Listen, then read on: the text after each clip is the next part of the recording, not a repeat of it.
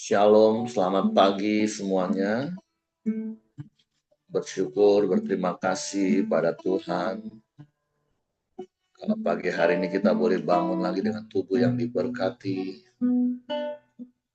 dengan kekuatan kesehatan yang baru yang datang daripada Tuhan. Dan kita boleh bersama-sama lagi datang menghampiri tahta kasih karunia Tuhan. Menaikkan pujian, syukur, penyembahan kita bagi Tuhan. Bapa, kami bersyukur, kami berterima kasih kepadamu pagi hari ini. Terima kasih buat kemurahan dan kebajikan yang terus kau nyatakan di sepanjang hari-hari kami.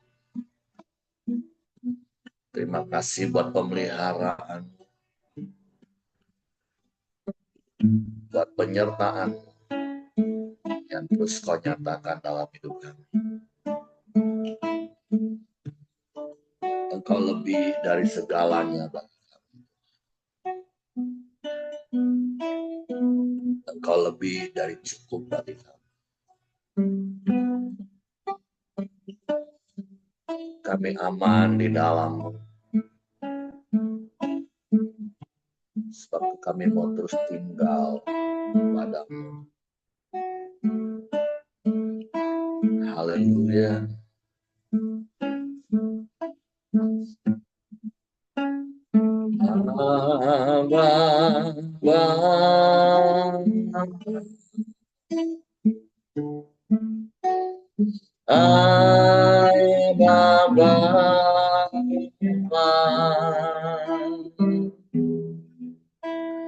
Kau segalanya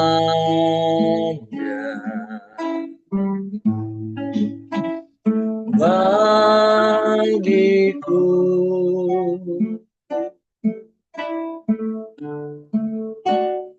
Ku naikkan syukur padamu dengan segenap hatiku. Abba Bapa, ku mengasihimu.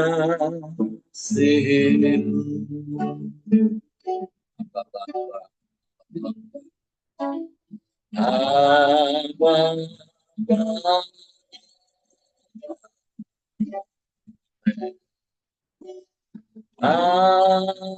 Bapa,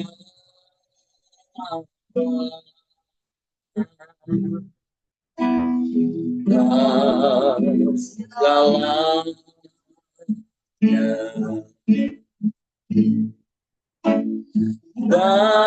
bagiku.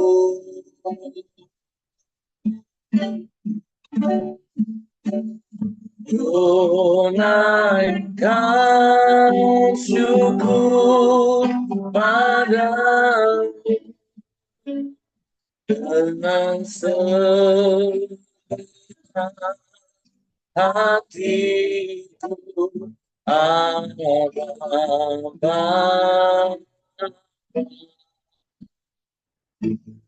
ku mengasihimu.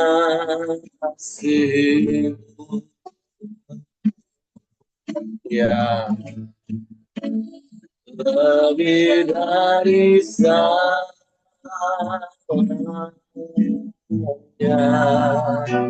ku ingin Kau Tuhan.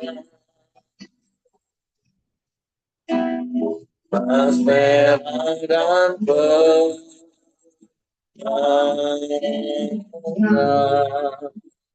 tiada tandingan.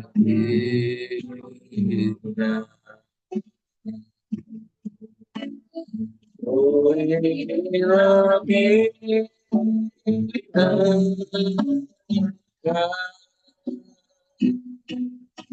bersekutu denganmu, jadi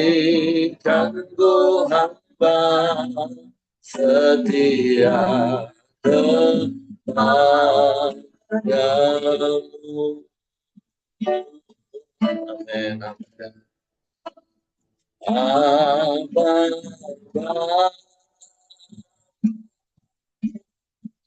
ya. Abba,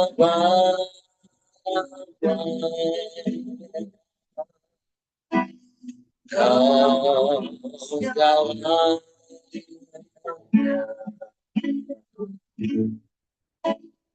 bagiku.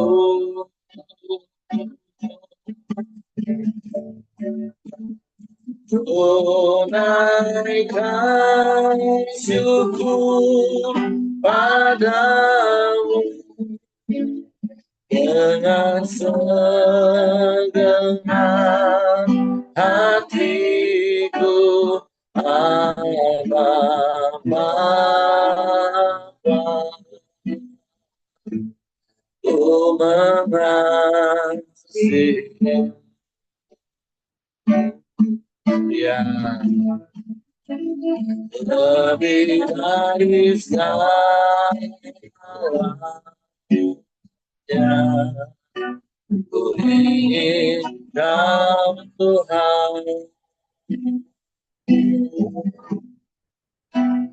aspera dan pengharapan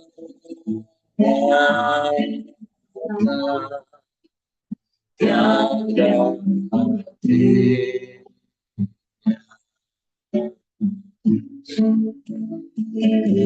Ingin lebih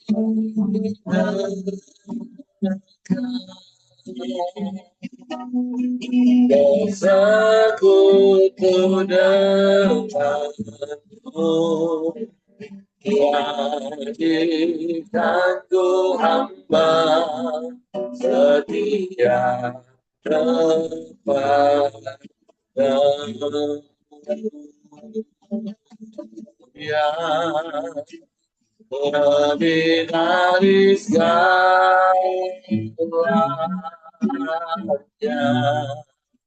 ku ingin Kau Tuhan, aspera dan pengharapan yang tinggi.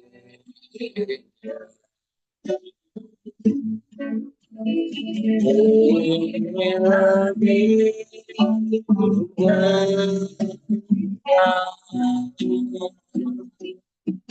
bersekutu denganmu, jadikanku hamba setia kepadamu.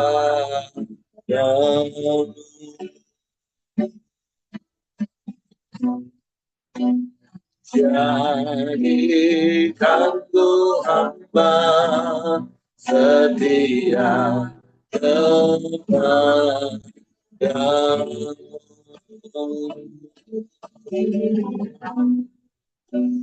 Jadikanku hamba setia kepadamu.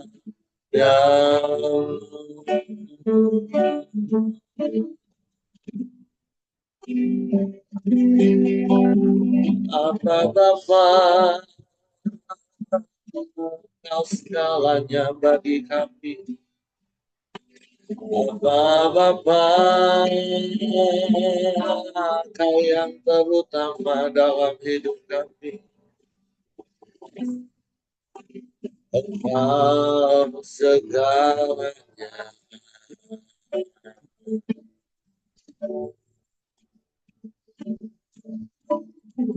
Engkau yang terutama dalam hidup kami. Engkau segalanya bagi kami. Ya Aba, ya Bapa,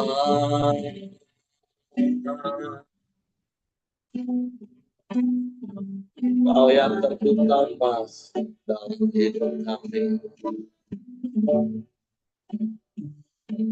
terpujilah namamu.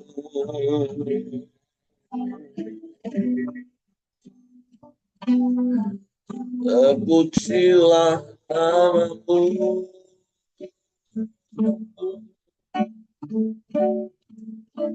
Terima kasih.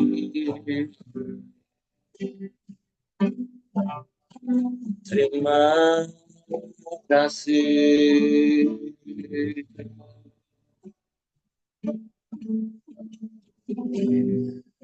Allah baik, sungguh baik, teramat baik Engkau. Kami menyembah,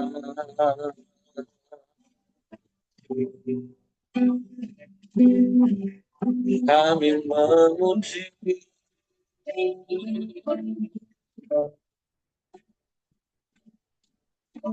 meninggikan namamu.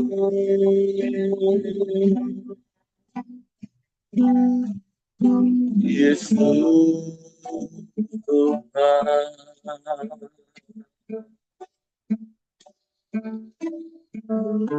Haleluya, haleluya, haleluya.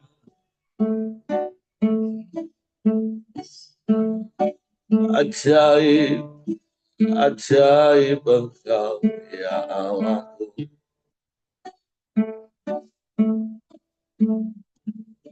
Hanya Engkau,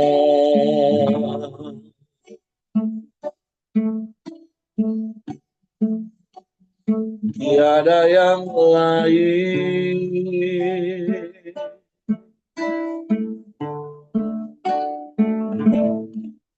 Tiada yang sepertimu.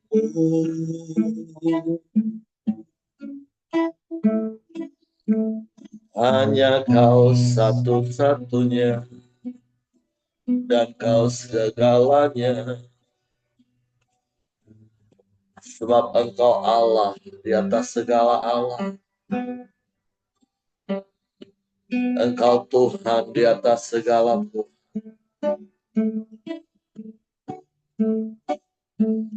Engkau Raja di atas segala Raja. Engkau yang berkuasa, Engkau yang berdaulat, Engkau yang sanggup melakukan segala berkat. Tiada yang mustahil bagimu. Dan kami bersyukur di dalam kebesaran, di dalam kedahsyatan-Mu. Engkau nyatakan kasih-Mu bagi kami. Engkau menebus hidup kami. Engkau menghapus dosa-dosa kami. Engkau ampuni kami dari setiap pelanggaran. Bahkan Kau jadikan kami anak-anak kesayangan-Mu. Betapa kami bersyukur padamu ya Allah. Waktu biarlah hidup kami menyenangkan hati-Mu. Melakukan kehendak-Mu di setiap langkah hidup kami. Di setiap hembusan nafas kami. Kami selaras dan berpadangan dengan firman. Haleluya. Haleluya. Terpujilah namamu. Terpujilah namamu. Haleluya, haleluya. Ajaib Tuhan, ajaib Tuhan. Mulia, mulia. Syukur bagimu, syukur bagimu Tuhan.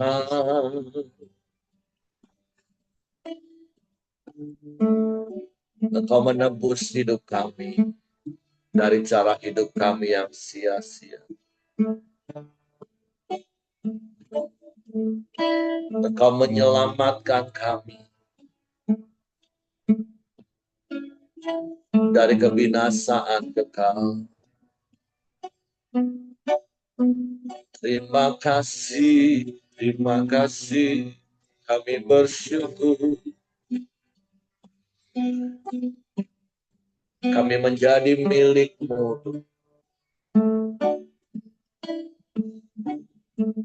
Kami mau menjadi anak-anak yang menghambakan hidup kami ke dalam, menyenangkan hati-Mu, berkenan kepadamu. Haleluya, haleluya. Amin.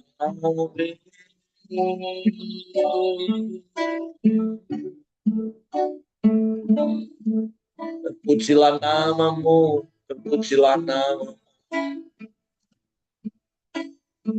Sungguh kami bersyukur, berterima kasih padamu buat kebaikan, buat kasih setia, buat rahmat, buat berkat-berkat. Terima kasih, terima kasih.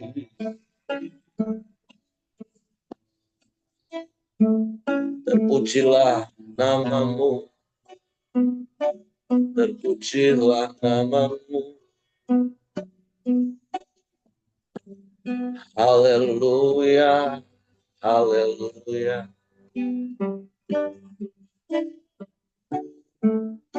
Syukur, syukur. Haleluya, haleluya, haleluya. Terpujilah nama-Mu. Kami bersyukur buat kasih-Mu yang sempurna. Kasih yang menyelamatkan. Kasih yang mengampuni. Kasih yang tidak lagi mengingat-ingat salah dan dosa. Sebab pengorbanan-Mu bukti dari kasih yang Kau nyatakan dalam hidup. Suatu kami bersyukur dan kami mau terus hidup selaras dengan kami terus mengingat karya salib, pengampunan yang Kau telah berikan dalam hidup.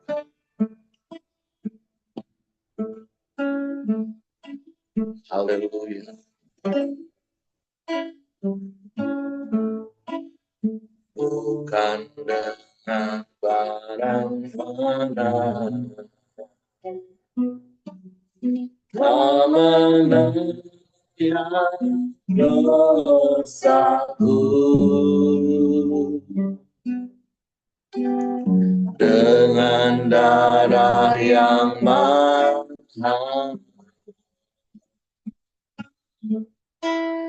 tiada noda dan celah.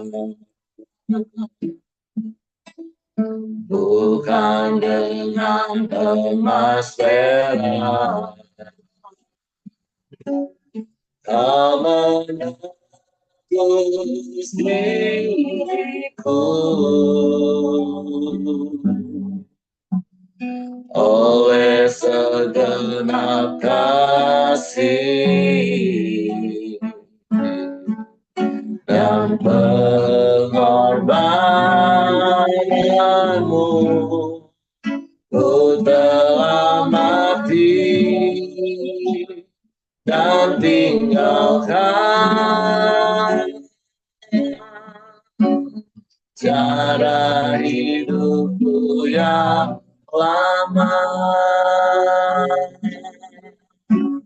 Semuanya sia-sia dan tak berarti lagi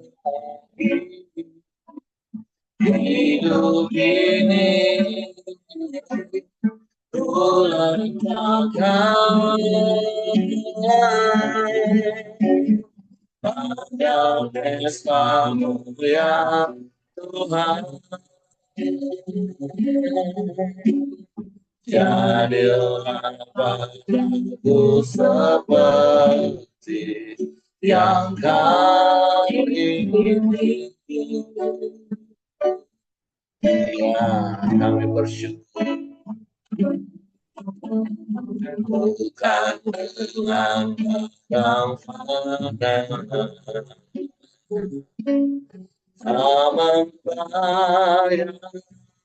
dosaku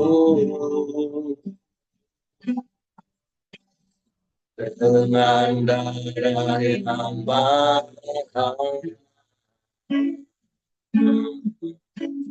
Tiada noda dan celah,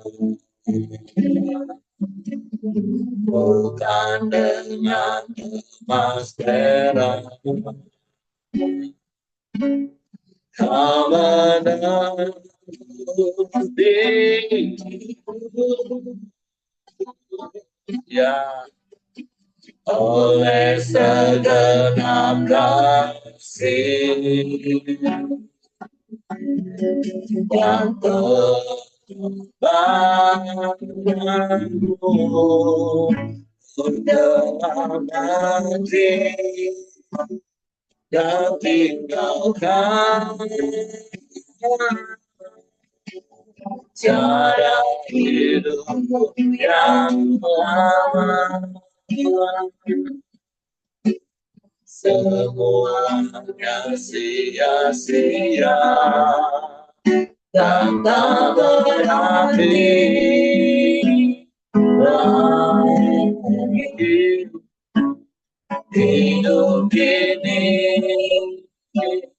Ku letakkan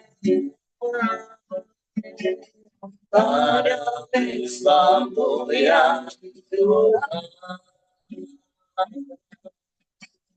Jadilah padaku seperti yang kau miliki.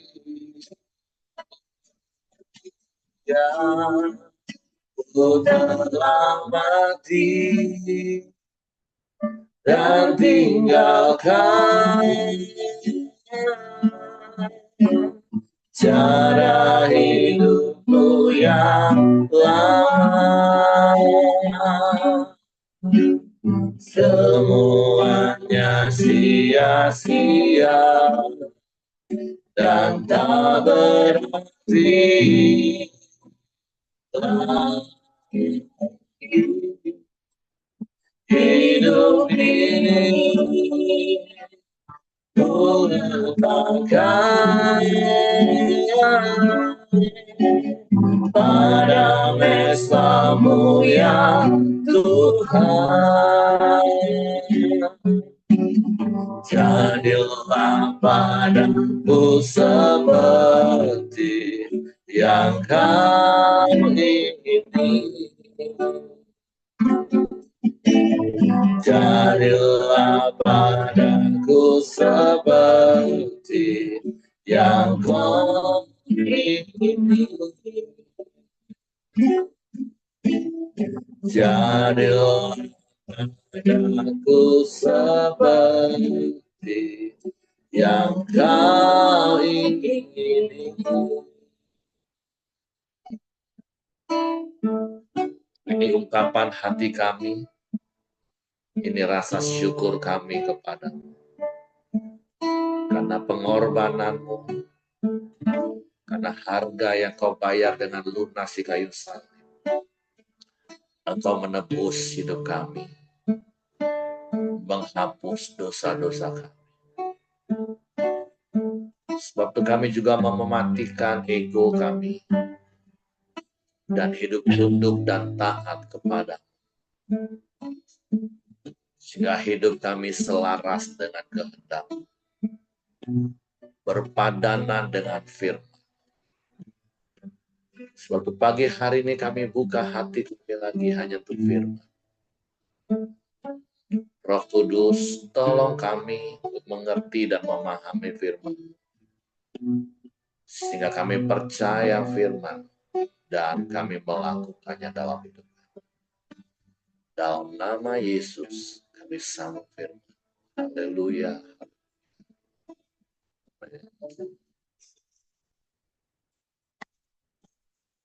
Oke, silakan istriku. Oke, shalom Bapak Ibu, selamat pagi. Bersyukur buat kesehatan, kekuatan bagi setiap kita pada pagi hari ini. Kita masih akan sama-sama lagi belajar tentang kebenaran firman Tuhan.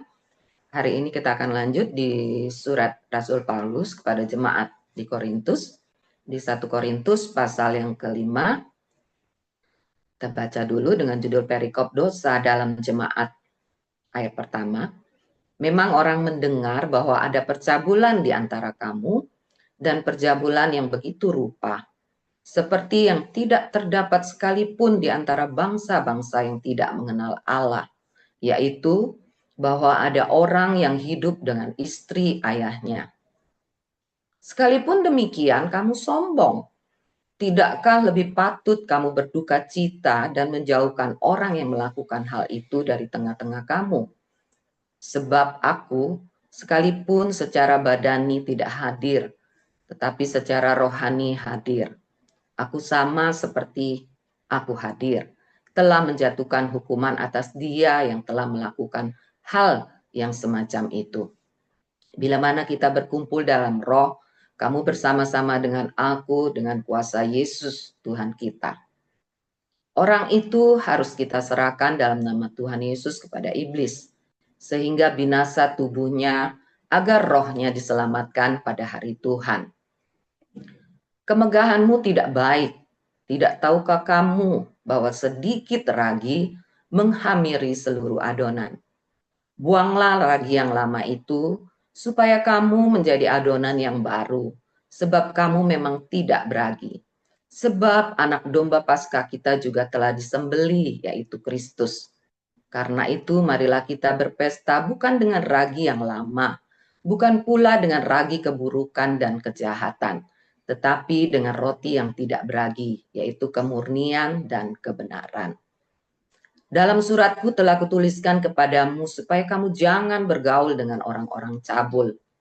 Yang aku maksudkan bukanlah dengan semua orang cabul pada umumnya dari dunia ini, atau dengan semua orang kikir dan penipu, atau dengan semua penyembah berhala.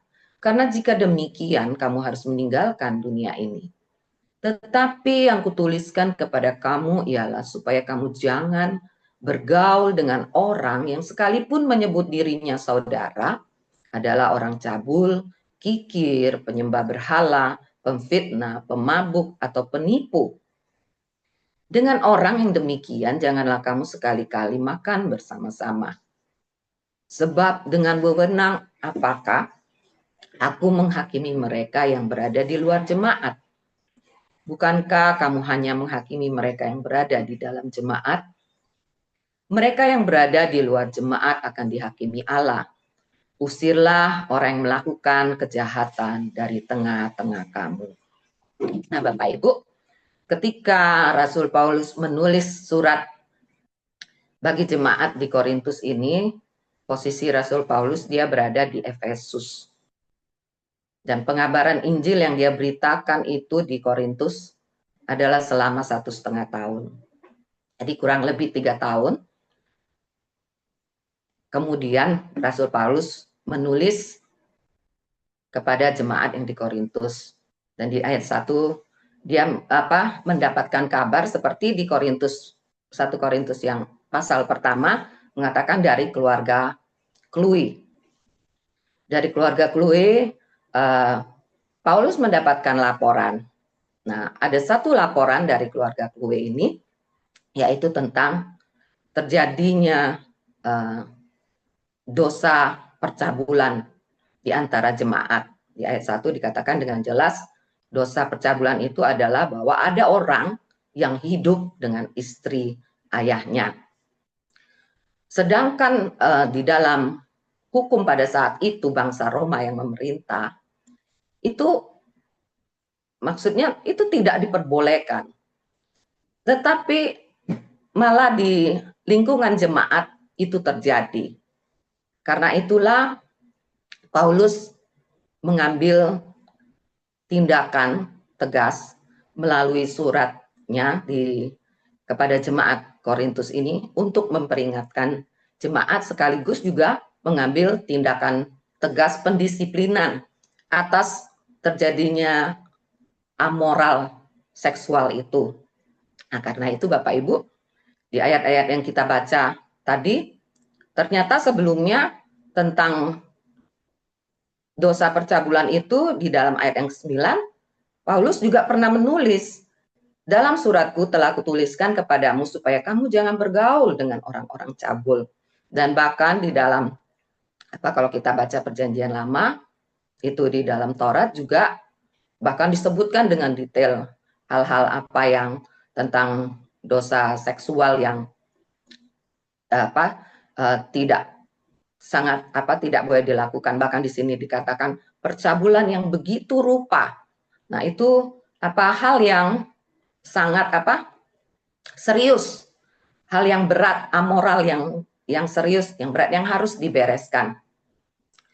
Karena itulah, dan lebih parahnya lagi pada saat itu dikatakan lagi di ayat berikutnya, sekalipun demikian, dalam artinya mereka melakukan itu tapi mereka sombong. Bahkan di ayat 6 berkata itu menjadi kebanggaan, kemegahan. Dan dengan jelas Paulus berkata itu tidak baik itu. Karena dosa seperti itu diterangkan juga bahwa itu seperti gambaran seperti ragi. Kejahatan yang bisa menular, yang bisa menghamiri. Dan kenapa itulah Paulus perlu mengambil tindakan tegas sepertinya tindakan itu kata-katanya dengan keras ya dikatakan diberikan kepada iblis. Itu hanya kiasan aja Bapak Ibu ya. Jadi ketika di dalam kita komunitas orang percaya kan kita disebut sebagai anak-anak Allah. Jadi ketika dikucilkan itu berarti dikeluarkan dari komunitas, dia ya seperti kembali kepada dunia gitu loh. Dengan tujuan bahwa supaya dia mau bertobat dan kembali supaya jiwanya tadi dikatakan tidak binasa. Orang itu harus kita serahkan dalam nama Tuhan Yesus kepada iblis sehingga binasa tubuhnya agar rohnya diselamatkan pada hari Tuhan. Nah, apa relevansinya pada saat ini Bapak Ibu? Ketika terjadi pembelajaran kepada Paulus, ketika ada petobat-petobat baru, jiwa-jiwa baru, jadi memang perlu adanya pendampingan, perlu adanya mentor yang akan terus menuntun. Firman Tuhan berkata, ada petobat-petobat jiwa-jiwa baru itu, ada ayat yang mengatakan, bahkan mereka tidak tahu saking ininya antara tangan kiri dan tangan kanan itu tidak tahu gitu. Nah, padahal Paulus sudah pernah menulis tentang percabulan ini. Tapi ini pun tetap dilakukan. Ketika dikatakan bahwa hidup dengan istri ayahnya itu kan berarti bukan hal yang sekali dua kali. Tetapi itu menjadi biasa. Nah, kadangkala kita apalagi percabulan itu banyak ya Bapak Ibu. Tidak hanya dengan tindakan nyata, bahkan dosa itu ketika di dalam pikiran pun itu sudah menjadi dosa. Ketika kita memikirkan hal-hal cabul dalam pikiran, itu juga dosa. Nah, apalagi kita di dalam dunia modern saat ini kan HP di tangan, kita bisa melihat apapun. Seperti pernah saya sampaikan ketika saya melihat video YouTube tentang hidup bersamanya dua orang sesama jenis. Awal-awal saya melihatnya apa? Ada rasa jijik gitu. Hati nurani ini bunyi gitu. Ih, ini nggak benar. Ini sesuatu yang nggak ini. Tapi ketika satu kali kita buka video yang lain itu, ketika kita buka YouTube, dia akan muncul terus. Dan lama-lama ketika sekali, dua kali kita melihat, kita akan menjadi biasa. Nah, inilah kenapa perlu tindakan tegas yang diambil oleh Paulus.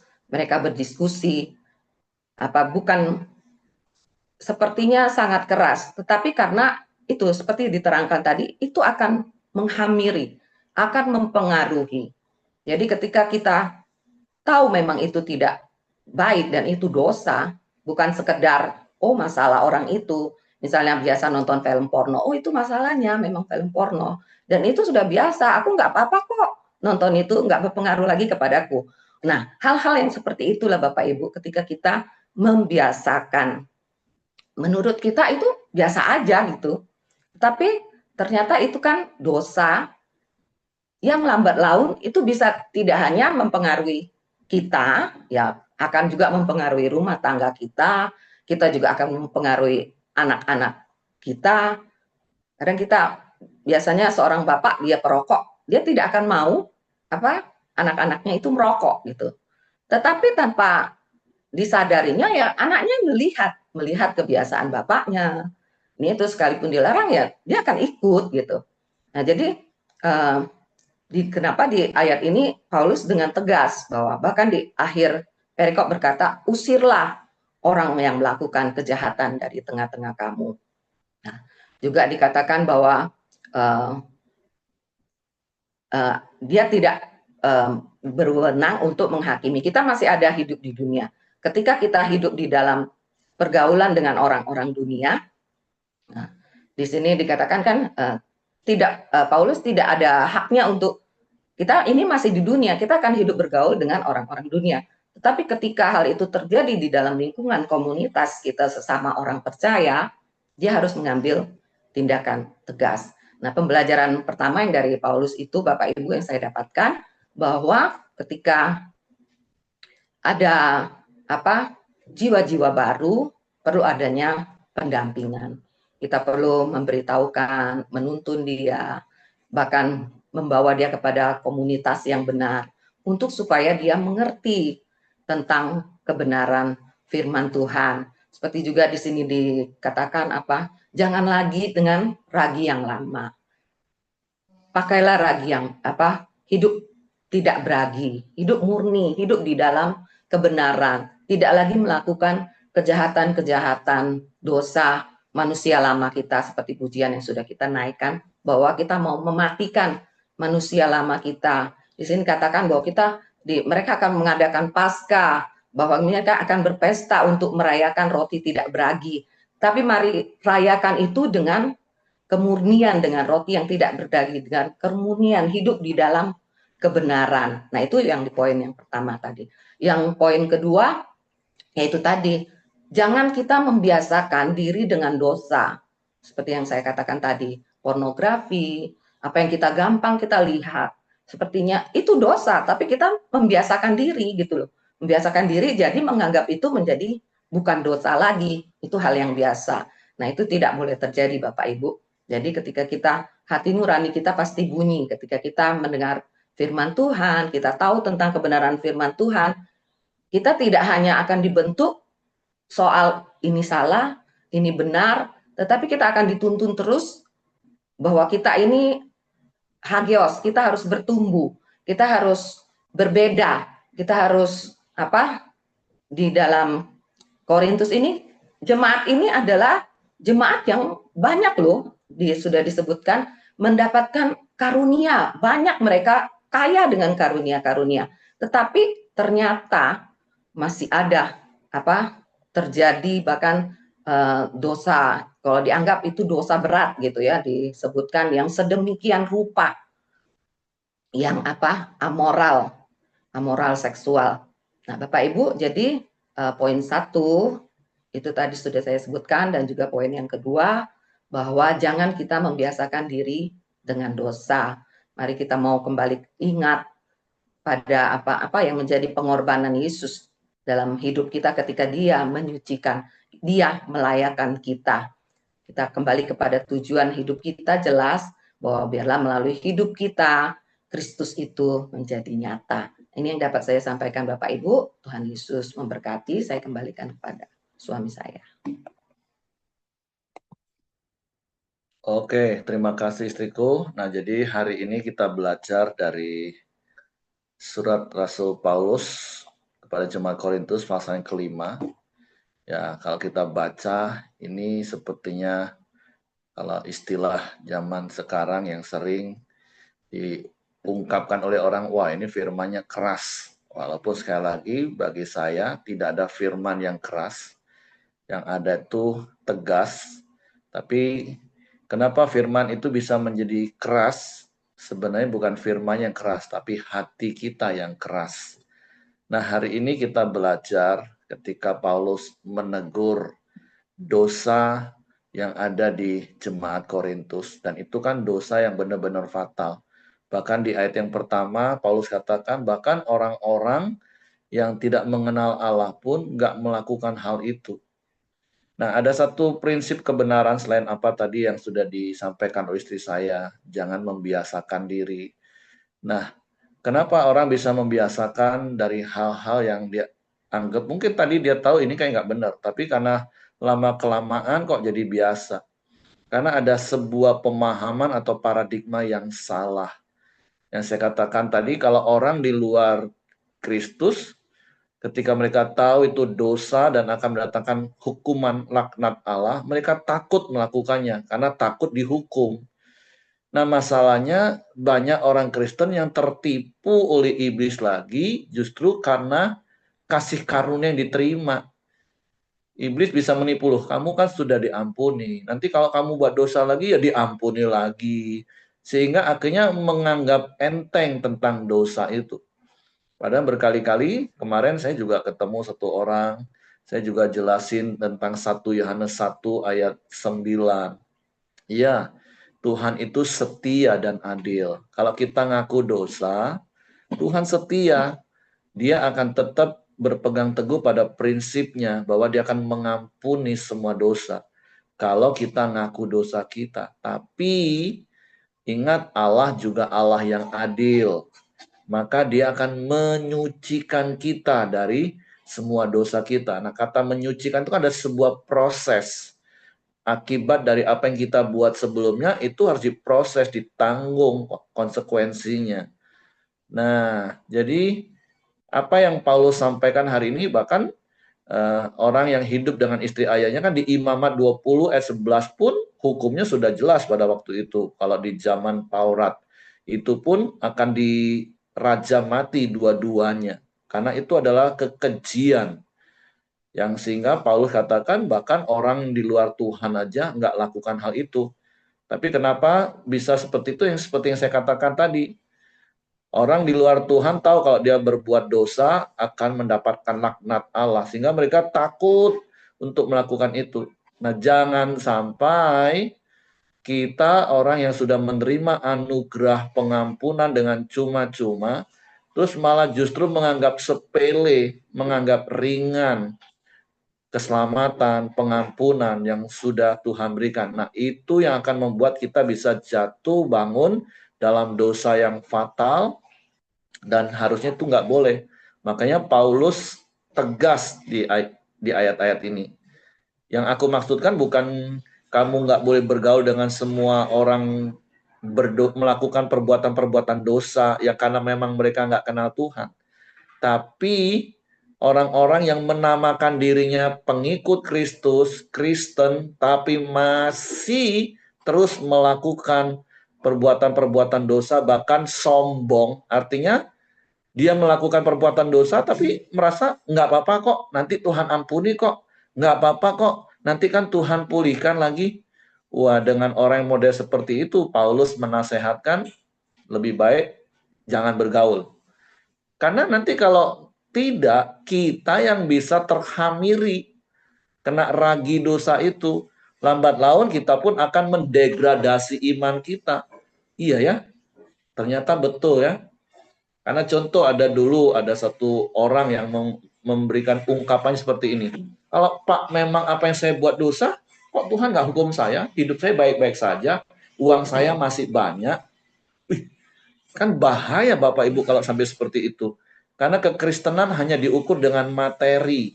Kalau keadaannya masih baik-baik saja, bisnisnya masih oke, uangnya masih banyak, tabungannya masih oke, walaupun dia melakukan perbuatan-perbuatan dosa, dia pikir, oke kok.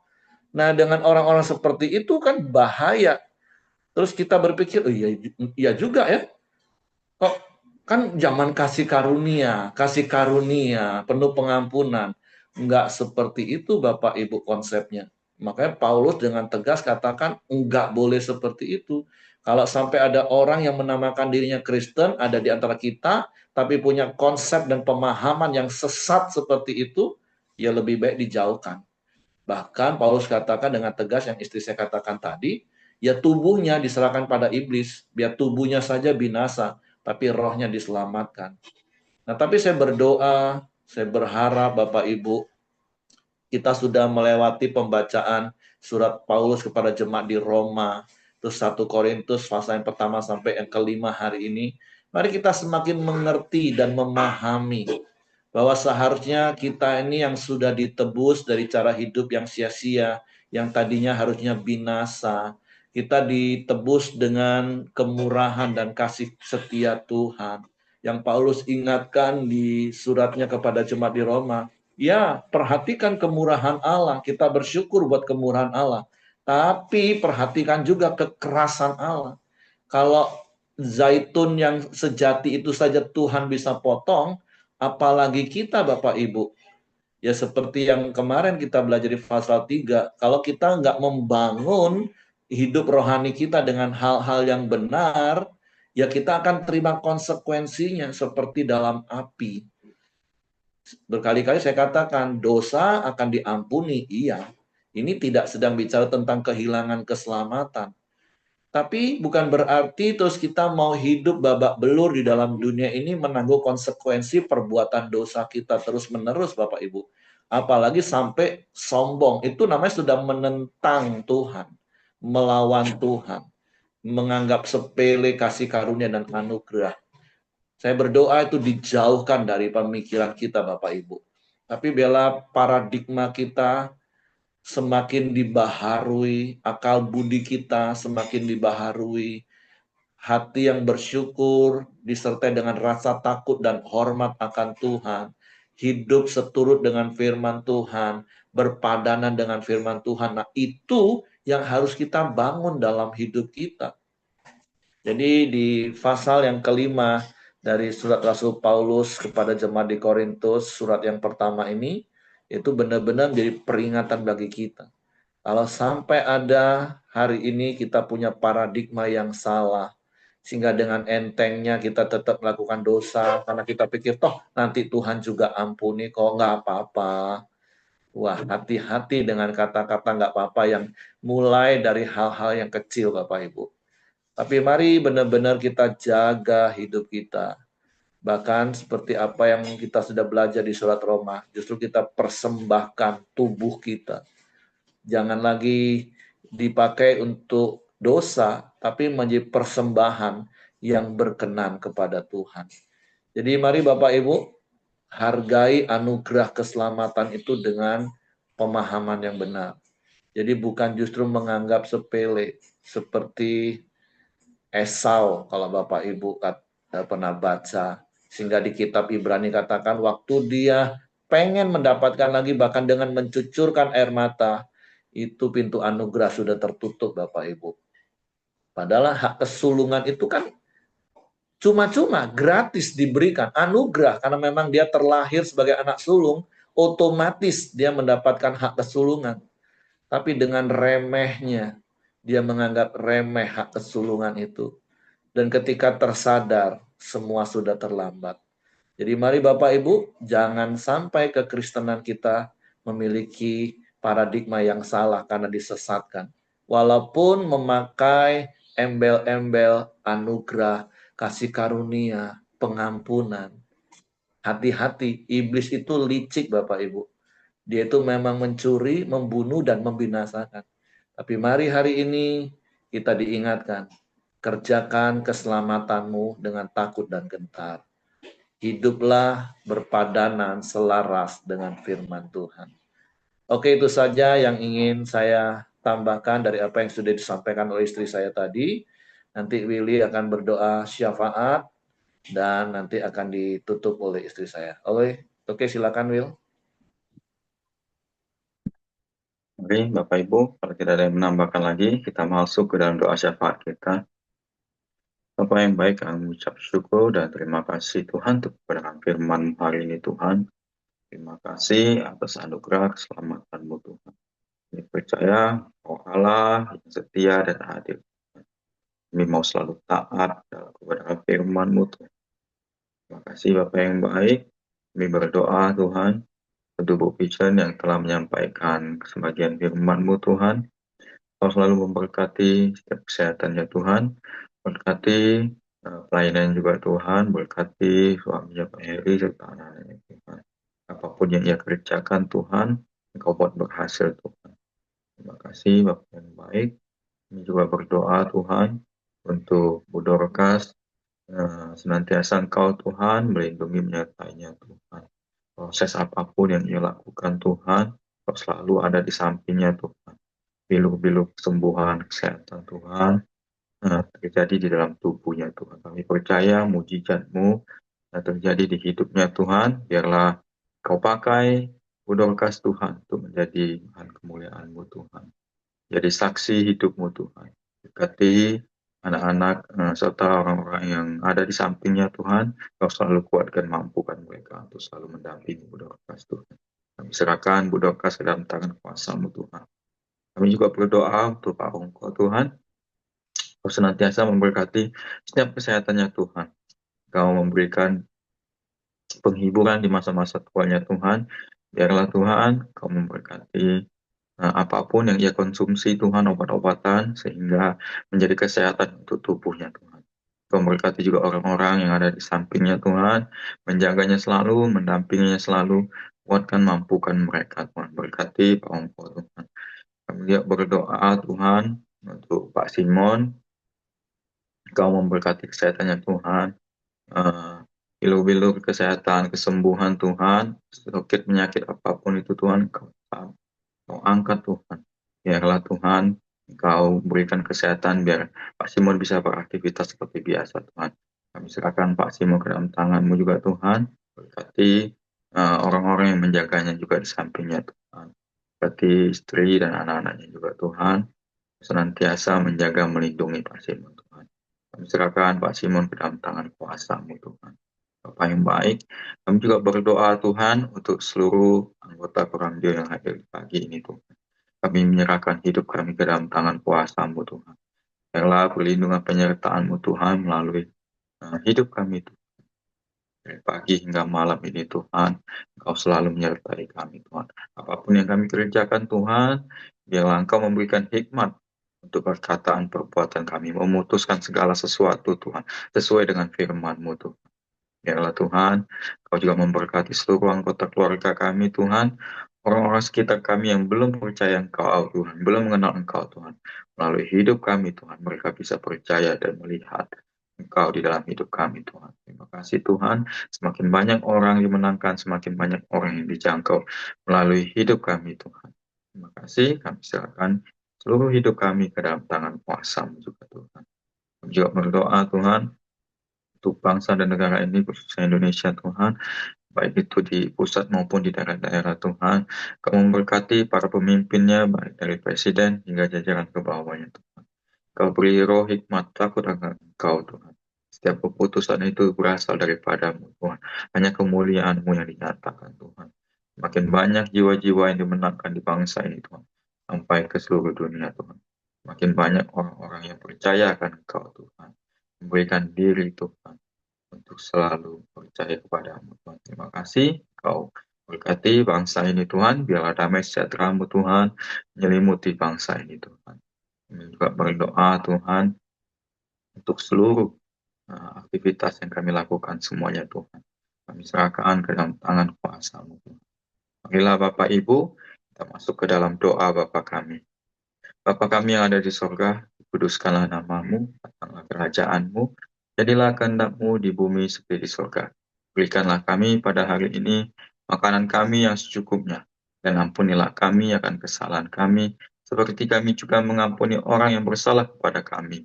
Dan janganlah membawa kami ke dalam percobaan, tapi lepaskanlah kami daripada yang jahat.